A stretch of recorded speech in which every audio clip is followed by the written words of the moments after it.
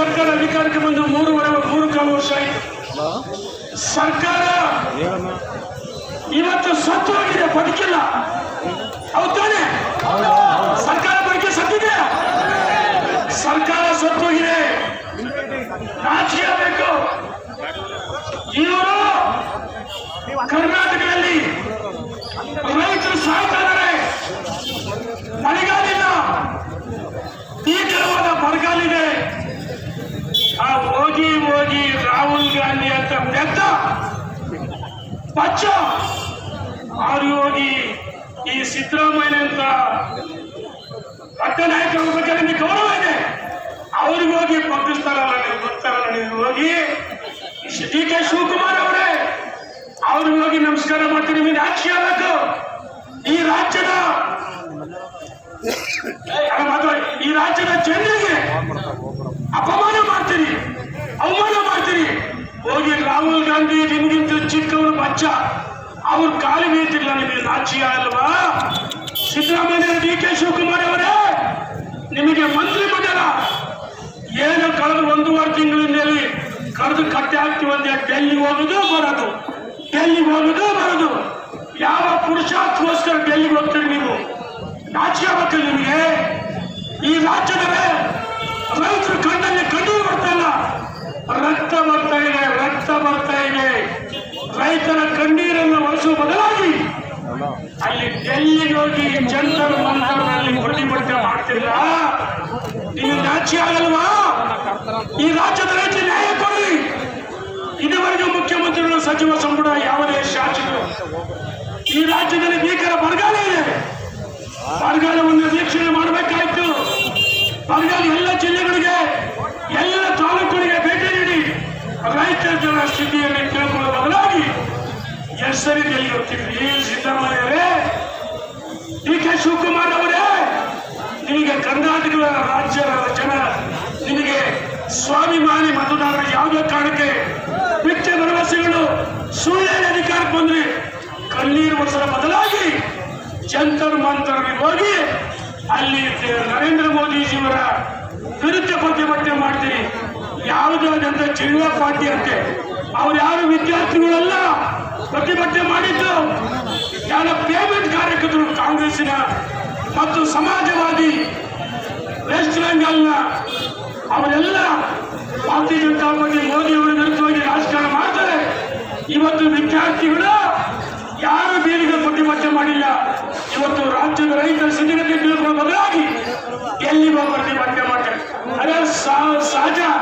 ಒಬ್ಬ ಪ್ರತಿಪಕ್ಷದ ನಾಯಕ ಮಲ್ಲಿಕಾರ್ಜುನ್ ಖರ್ಗೆ ಅಂತ ಹಿರಿಯರು ಹೋಗಿ ಇವರಿಗೆ ಸಂವಿಧಾನದ ಬಗ್ಗೆ ಅರಿವಿಲ್ಲ, ಮೋದಿಯವರ ಮನೆ ಮುಂದೆ ಪ್ರತಿಭಟನೆ ಮಾಡಿದಾಗ ಸಹಜವಾಗಿ ಬಂಧಿಸ್ತಾರೆ, ಬಂದರೆ ಬಿಡುಗಡೆ ಆಗುತ್ತೆ. ಅದಕ್ಕೆ ರಾಜ್ಯದ ಉದ್ಯೋಗಕ್ಕೆ ಪ್ರತಿಭಟನೆ. ಸ್ವಾಮಿ, ನಿಮಗೆ ರಾಜ್ಯ ಆಗಬೇಕು. ಸಿದ್ದರಾಮಯ್ಯ, ಡಿ ಕೆ ಶಿವಕುಮಾರ್, ಖರ್ಗೆ ಅವರೇ, ಡಿ ಕೆ ಹರಿಪ್ರಸಾದ್ ಅವರೇ, ಈ ರಾಜ್ಯದ ರೈತರ ಸ್ಥಿತಿಗತಿಯನ್ನು ಅರ್ಥ ಮಾಡಿಕೊಳ್ಳೋ ಬದಲಾಗಿ ಇವತ್ತು ನಾವು ಒತ್ತಾಯ ಮಾಡ್ತೀವಿ. ಹೊನ್ನಾಳಿ ನ್ಯಾಮತಿ ತಾಲೂಕಲ್ಲ, ರಾಜ್ಯದ ಎಲ್ಲ ಜಿಲ್ಲೆಗಳಲ್ಲಿ ಭೀಕರ ಬರಗಾಲ ಇದೆ. ತಕ್ಷಣ ಹೊನ್ನಾಳಿ ನ್ಯಾಮತಿ ತಾಲೂಕನ್ನ ಎಲ್ಲಿ ಮಳೆಯಾಗಿಲ್ಲ ಆ ತಾಲೂಕು ಕೇಂದ್ರಗಳಿಂದ ಬರಗಾಲಕ್ಕೆ ಘೋಷಣೆ ಮಾಡಬೇಕಂತೇಳಿ ಈ ಸರ್ಕಾರಕ್ಕೆ ನಾನು ಒತ್ತಾಯ ಮಾಡ್ತೀನಿ ಬಂಧುಗಳೇ. ಒತ್ತಾಯ ಬರಗಾಲ ಸೇರಿಸುತ್ತಾನೆ. ಮತ್ತೆರಡು ಕೈ ಎತ್ತೇಳಿ ಶಾಂತಮ್ಮ. ಅಪ್ಪಾಜಿ, ನೀನು ಸುಮ್ಮಿರಪ್ಪಾಜಿ, ನೀನು ಅವ್ರ ಪರವಾಗಿ ಬಂದು ಸುಮ್ಮಿರು, ಏನಾಗಲ್ಲ. ನಾಡಬಾಯಿ ನಮ್ಮ ಅಧ್ಯಕ್ಷೆ ಸುಶೀಲಮ್ಮ ಬಂದಲ್ಲ, ರಾಜ್ಯದ ಎಲ್ಲಿ ಮಳೆಯಾಗಿಲ್ಲ ಆ ತಾಲೂಕು ಕೇಂದ್ರಗಳನ್ನ ನಮ್ಮ ದಾವಣಗೆರೆ ಜಿಲ್ಲೆ ಎಲ್ಲ ತಾಲೂಕನ್ನ ಬಗ್ಗೆ ಬರಗಾಲಕ್ಕೆ ಸೇರಿಸಬೇಕಂತ ಹೇಳಿ ನಾನು ಒತ್ತಾಯ ಮಾಡ್ತೀನಿ ಬಂಧುಗಳೇ. ರಾಜ್ಯದ ರೈತರ ಸಂಪೂರ್ಣ ಸಾಲವನ್ನು ಮಾಡಬೇಕು. ಯಡಿಯೂರಪ್ಪನವರು ಚಂದ್ರಶೇಖರ್ ಮುಖ್ಯಮಂತ್ರಿ ಆಗಿದ್ದಾಗ ಸಾಲವನ್ನು ಮನ್ನಾ ಮಾಡಿದ್ರು. ಅವತ್ತೇನಿದೆ, ಸಾಲ ಮನ್ನಾ ಮಾಡಿ ಒಪ್ಪಿ ಹಾಕಿದ್ರಲ್ಲ. ಇವತ್ತು ನೀವು ಸಾಲ ಮನ್ನಾ ಮಾಡಬೇಕು. ಅವಳಿ ತಾಲೂಕಲ್ಲಿ ಅಷ್ಟೇ ಅಲ್ಲ, ದಾವಣಗೆರೆ ಜಿಲ್ಲೆ ಎಲ್ಲಿ ಮಳೆಯಾಗಿಲ್ಲ. ಈಗಾಗಲೇ ನಮ್ಮ ರಾಜ್ಯದ ಅಧ್ಯಕ್ಷ ವಿಜಯೇಂದ್ರ ಅವರು ಎಲ್ಲ ಕಡೆ ಪ್ರವಾಸ ಮಾಡ್ತಾ ಇದ್ದಾರೆ. ಇವತ್ತು ಬರಗಾಲಕ್ಕೆ ಸೇರಿಸಬೇಕು, ಹಣವನ್ನು ಬಿಡುಗಡೆ ಮಾಡಬೇಕು.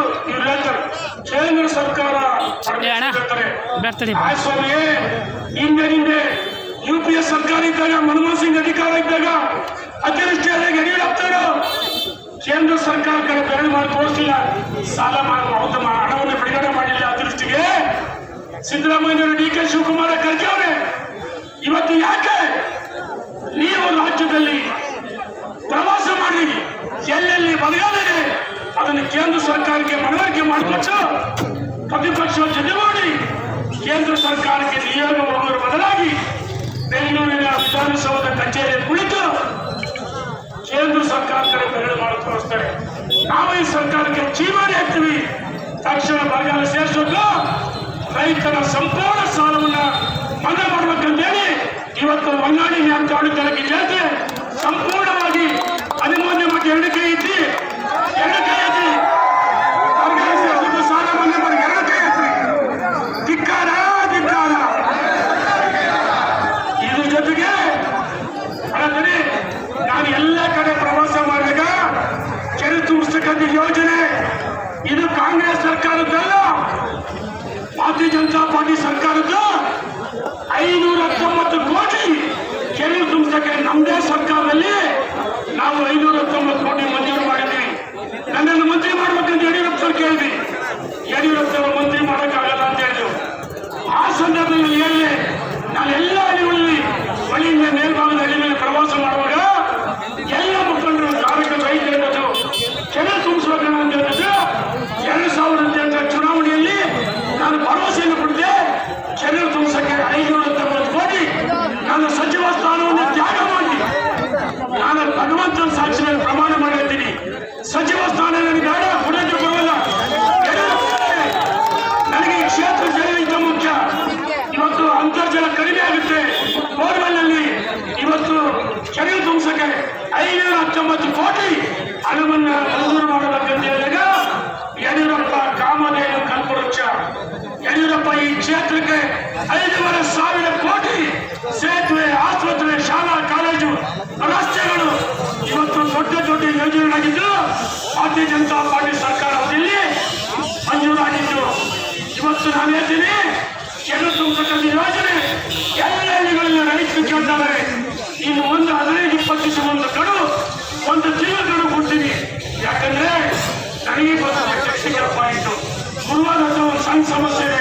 ನಮ್ಮ ನ್ಯಾಯಾಲಯ ಎಲ್ಲ ಕೇಳ್ತಿದ್ದಾರೆ, ಅಣ್ಣ ಯಾವಾಗ ನಾವು ಪ್ರವಾಸ ಮಾಡಿದಾಗ ದಯವಿಟ್ಟು ನ್ಯಾಮತಿ ಮಾಡಿ ಹಾಗಾಗಿ ಕ್ಯಾಸಿಂಗೇರಿ ಮಾಡಿದಲ್ಲಿ ಕೋಳಿಗೆರೆ ಹೊನ್ನೂರಲ್ಲಿ ಎಲ್ಲ ಅಂಕೆರೆ ನರ್ಸರಲ್ಲಿ ಮಾಚಿ ಕನ್ನಡಿ ಸೀಂಗೇರಿ ಮೇಲುಗುಂಡಿ ಹಳ್ಳಿಯಲ್ಲಿ ಎಲ್ಲೆಲ್ಲಿ ಅಂಕಲು ಭೂಮಿ ಇದ್ದಾವೆ ಎಲ್ಲ ಹಳ್ಳಿಗಳಲ್ಲಿ ಕೆರೆ ತುಂಬಬೇಕಂತ ಯೋಜನೆ ಹಣವನ್ನ ಬಿಡುಗಡೆ ಮಾಡ್ಬೇಕಂತ ಬಿಡುಗಡೆ ಮಾಡ್ತಿದ್ದೀವಿ.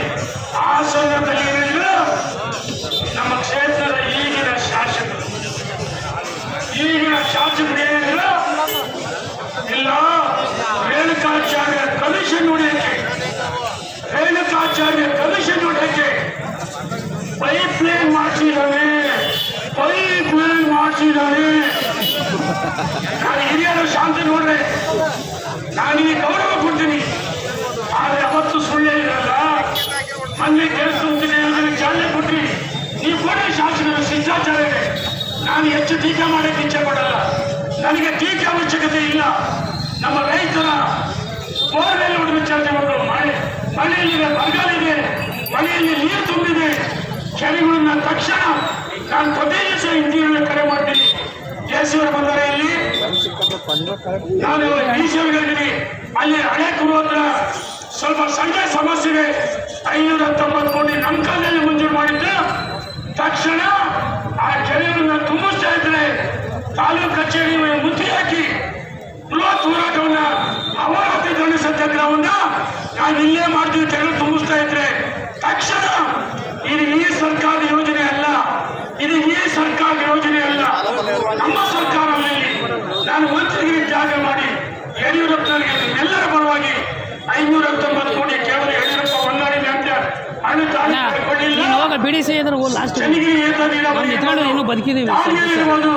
ರಾಜ್ಯದ ಎಲ್ಲ ಏತ ನೀರಾವರಿಗೆ 1000 ಕೋಟಿ ಕೊಟ್ಟಂತ ಪುಣ್ಯಾತ್ಮ ಏನೈತೆ ಅದು ಭಗೀರಥ, ಆಧುನಿಕ ಭಗೀರಥ ಸನ್ಮಾನ ಯಡಿಯೂರಪ್ಪ. ಇನ್ನೊಂದು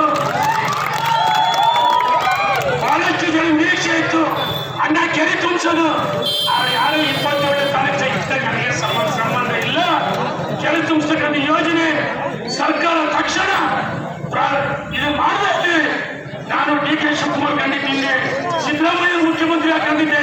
ಕೆರೆ ತುಂಬಿಸಕಂಡ ಯೋಜನೆಗೆ ತಕ್ಷಣ ಇವರು ಹಣ ಕೊಡಬೇಕಾಗಿಲ್ಲ. 519 ಕೋಟಿ ಸಚಿವ ಸಂಪುಟದ ಅನುಮೋದನೆಗೆ ದುಡ್ಡಿದೆ. ಇವತ್ತು ಇವರಿಗೆ ಎಲ್ವಸಿ ಕೊಡ್ತಾ ಇಲ್ಲ, ತಡೆ ಹಿಡಿತಾರೆ. ನಾನು ತಕ್ಷಣ ಕೆರೆ ತುಂಬಿಸಕ್ಕೆ ಹಣ ಇದೆ ತುಂಬಿಸ್ಬೇಕಂತೇಳಿ ಒತ್ತಾಯ ಮಾಡಿ, ಇದ್ರ ಜೊತೆಗೆ ಇಲ್ಲಿ ಬಹಳ ಜನ ಮಹಿಳೆಯರು ಬಂದರೆ, ವಯೋವೃದ್ಧರು ಬಂದರೆ, ಎಲ್ಲಿ ಹೋಗಿ ಇದ್ರ ಜೊತೆಗೆ ಹಾಲಿನ ಪ್ರೋತ್ಸಾಹನ ಬಿಡುಗಡೆ ಮಾಡ್ತಾ ಇಲ್ಲ. ಹಾಲಿನ ಪ್ರೋತ್ಸಾಹನ ಬಿಡುಗಡೆ ಮಾಡಬೇಕು. ಮೊನ್ನೆ ಕೊಲ್ಗಳ್ಳಿ ಹೋದಾಗ 6 ಜನ ಕೇಳಿದ್ರು, ಭದ್ರನಾಳ ವ್ಯಾಪ್ತಿಯಲ್ಲಿ ರೈತರು ಟೆಕ್ನಿಕಲ್ ಸಮಸ್ಯೆ ಇದೆ. ಅವ್ರದ್ದು ಮಳೆ ಬರ್ತಕ್ಕಂಥ ಏಜೆಂಟ್ ನೀರಾವರಿ ಇಲಾಖೆ ವ್ಯಾಪ್ತಿಯಲ್ಲಿ ಬರ್ತಕ್ಕಂಥ ರೈತರಿಗೆ ಅವರು ಕೇವಲ 10 ಗಂಟೆ ಕೊಲ್ಗಳ್ಳಿ ಯಾರು ಬಂದಿರಲಿ ಬಂದಿದ್ರು. ಅವ್ರು ರೈತರು ಕೊಡೋದು ದಾಖಲೆ ಕೊಡೋರು. ಕೊಲ್ಗಳ್ಳಿಯವರು ಭದ್ರನಾಳೆ ವ್ಯಾಪ್ತಿಯಲ್ಲಿ ಸಾಸುವೆ ಇರ್ಬೋದು, ಕುಂದೂರು ಭಾಗ್ಯ ಇರ್ಬೋದು, ಅವ್ರು 10 ಗಂಟೆ ಜಮೀನು ಹೋಗಿದ್ರೆ 5 ಎಕರೆ ಭೂಮಿಯನ್ನ ಸರ್ಕಾರಕ್ಕೆ ಸೇರಿಸ್ಕೊಡ್ತಾರೆ. ನಾನು ಅಧಿಕಾರಿಗಳು ಎಚ್ಚರಿಕೆಯನ್ನು ಕೊಡ್ತೀನಿ, ಆ ರೈತರಿಗೆ ಸದಾಯಿಸದೆ ತಕ್ಷಣ ಭದ್ರನಾಳೆ ವ್ಯಾಪ್ತಿಯ ಮತ್ತು ತುಂಗನಾಳೆ ವ್ಯಾಪ್ತಿಯ ರೈತರ ದಾಖಲೆಗಳನ್ನ ಸರಿಪಡಿಸಿಕೊಡ್ಬೇಕಂತೇಳಿ ನಾನು ಒತ್ತಾಯ ಮಾಡ್ತೀನಿ. ಸರಿಯೋ ಹೊಸದಾಗಿ ಒಂದು ಕಾರ್ಡ್ ಕೊಟ್ಟಿಲ್ಲ, ಹಳೆ ಕಾರ್ಡನ್ನು ತಕ್ಷಣ ಕೊಡಬೇಕು. ಅಭಿವೃದ್ಧಿಯಲ್ಲಿ 5 ಲಕ್ಷ 3 ಲಕ್ಷ ಮನೆಗಳು ಈ ಮಂಜೂರು ಮಾಡಿದ್ವಿ. ಹಣ ತಾಯಿ ಅದನ್ನು ಮಂಜೂರು ಮಾಡೋದು. ನಮ್ಮ ತಾಯಿಯಂದ್ರೆ ಬಂದರೆ ಸಂಬಳ ಬರ್ತಾ ಇದೆಯಮ್ಮ. ಹೇಗೆ ಯಾರು ಬಂದು ಸಂಬಳ ವಹಿಸೋದು? ಹೇಗೆ ಕೈ ಹತ್ತಿರ ಸಂಬಳ ಬರ್ತಲ್ಲ, ಬರ್ತಾ ಇಲ್ಲ, ವಿಧಾನಸಭೆ ಕೊಡ್ತಾ ಇಲ್ಲ, ಅಂಗವಿಕಲ ವೇತನ ಕೊಡ್ತಾ ಇಲ್ಲ. ಇಂಥ ಸರ್ಕಾರಕ್ಕೆ ನಮ್ಮ ತಾಯಿ ಪಾಪ ವಯೋವೃದ್ಧರಿಗೆ ಆಶ್ವಾಸನೆ ಕೊಡ್ತಾ ಇಲ್ಲ, ಗೃಹಲಕ್ಷ್ಮಿ ಬಿಡುಗಡೆ ಮಾಡ್ತಲ್ಲ. ಆದೇಶದಲ್ಲಿ ಇವತ್ತು ಕ್ಯಾಸ್ಟ್ ಇನ್ಕಮ್ ಸರ್ಟಿಫಿಕೇಟ್ ಬರೀ ನಮ್ಮ ರೈತ ಮೋರ್ಚಾ ಅಧ್ಯಕ್ಷ ಚಂದ್ರಶೇಖರ್ ಪೂಜಾರಿ ಜಿಲ್ಲಾಧ್ಯಕ್ಷ ಬರಬೇಕಂತ ವಿನಂತಿ ಮಾಡ್ತೇನೆ. ನಾನು ಹೇಳ್ತೀನಿ, ನಾಳೆ ಕಚೇರಿ ಹತ್ರ ಇಲ್ಲಿ ಮಧ್ಯರಾತ್ರಿ ಬಂದು ಮಲಗ್ತಾರೆ.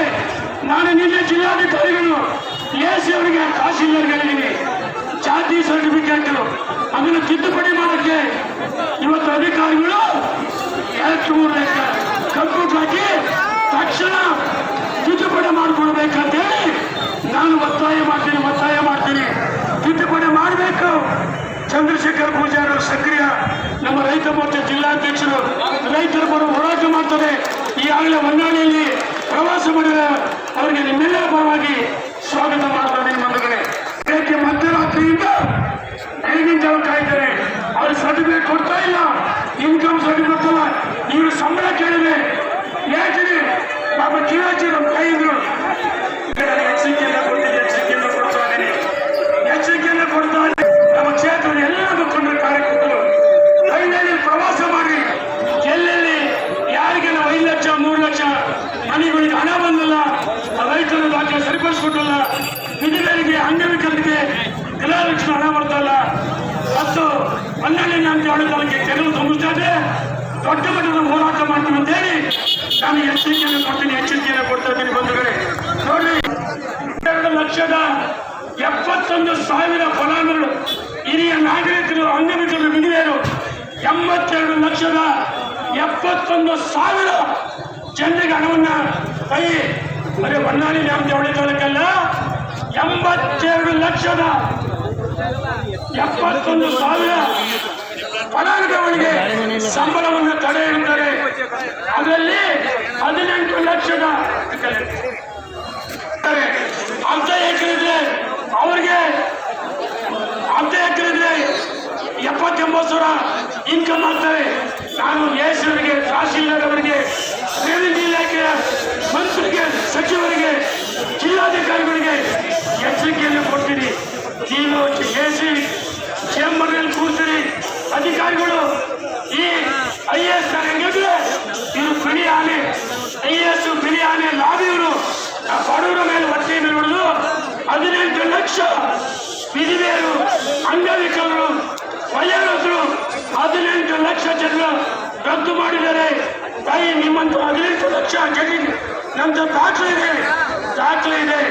ಇದೇ ಯಡಿಯೂರಪ್ಪ ಮುಖ್ಯಮಂತ್ರಿ ಇದ್ದಾಗ ನಾವು ಏಕಕಾಲದಲ್ಲಿ ಹೊನ್ನಾಳಿ ತಾಲೂಕು LIC ಆಫೀಸರಿಗೆ 10,000 ಜನರಿಗೆ ಫಲಾನುಭವಿಗಳಿಗೆ ಆದೇಶ ಪಡೆದುಕೊಂಡಿದ್ವಿ. ನಮ್ಮ ಅವಧಿಯಲ್ಲಿ 20,000 ಜನ ಫಲಾನುಭವಿಗಳಿಗೆ ಆದೇಶ ಪತ್ರವನ್ನು ಕೊಡಿದ್ವಿ. ಇವತ್ತು ನಾನು ಎಚ್ಚರಿಕೆಯನ್ನು ಕೊಡ್ತೀನಿ, ನೀವು ತಕ್ಷಣ ಹಣವನ್ನು ಬಿಡುಗಡೆ ಮಾಡ್ತೇವೆ, ಕೆರೆಗಳು ತುಂಬಿಸ್ತಾ ಇದ್ದಾರೆ, ರೈತರು ಸಾಲ ಮನ್ನಾ ಮಾಡುತ್ತಾರೆ, ಇನ್ಕಮ್ ಸರ್ಟಿಫಿಕೇಟ್ ಎಷ್ಟೊತ್ತ ಬರೀತಾರೆ. ನಾನು ಎಚ್ಚರಿಕೆಯನ್ನು 32,000 ಲಿಮಿಟ್ ಮಾಡಿದ್ದಾರೆ. ಅಧಿಕಾರಕ್ಕೆ ಹೋಗಿನ ಮುಂಚೆ ಗೃಹಲಕ್ಷ್ಮಿ ನೀವು ಪರಿಶೀಲನೆ ಮಾಡಿದ್ಯಾ? ಈಗ ಹೇಳ್ತಾರೆ 10 ಮನೆಗೆ ಹೋಗ್ಬೋದು ಬಸ್ಸು, ಮಾವನ ಮನೆಗೆ ಹೋಗ್ಬೋದು, ಮಣಿಪಾಲಿಗೆ ಹೋಗ್ಬೋದು, ಬಸ್ಗಳಿಲ್ಲ. ಗೃಹ ಜ್ಯೋತಿ ವಿದ್ಯುತ್ ಸಿದ್ದರಾಮಯ್ಯದು ಹಾಕಬಹುದು, ನಿಮ್ಗೆ ಫ್ರೀ, ನನಗೆ ಹೇಳ್ತೀನಿ ಫ್ರೀ. ಸಿದ್ದರಾಮಯ್ಯರೇ ಇವತ್ತು ವಿದ್ಯುತ್ ದರವನ್ನು ಜಾಸ್ತಿ ಮಾಡಿ ಇವತ್ತು ಗೃಹಲಕ್ಷ್ಮಿ 200 ಯೂನಿಟ್ ಹೇಳಿದ್ರಿ. ಆದರೆ ಇವತ್ತು ಗೃಹ ಜ್ಯೋತಿ ವಿದ್ಯುತ್ ದರವನ್ನು ಜಾಸ್ತಿ ಮಾಡಿದ್ರಿ. ಈ ಸರ್ಕಾರ ಕೆಟ್ಟ ಸರ್ಕಾರ, ಇದಕ್ಕೆ ಧಿಕ್ಕಾರವನ್ನು ಕೂಗ್ತೀವಿ.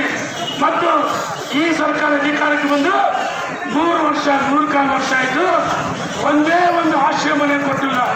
ನಮ್ಮ ಅವಧಿಯಲ್ಲಿ 2011ರಲ್ಲಿ 15,000 ಮನೆ ಕೊಟ್ಟಿದ್ದೀವಿ ಏಕಕಾಲಕ್ಕೆ. ಸಿ ಸೋಮಣ್ಣ ಚಂದ್ರಶೇಖರ್ ಕರೆಸಿ ಮನೆಗಳು ಕೊಟ್ಟಿದ್ದೀವಿ. ನಾವೆಲ್ಲ LIC ಹತ್ರ ಕಳೆದ 2021-22ರಲ್ಲಿ ನಾವು 4,500 ಮನೆ ಬಿಡುಗಡೆ ಮಾಡಿಸಿದ್ದೆ. ಪ್ರತಿ ಪಂಚಾಯತ್ಗೆ 50 ಮನೆ 100 ಮನೆ 2,000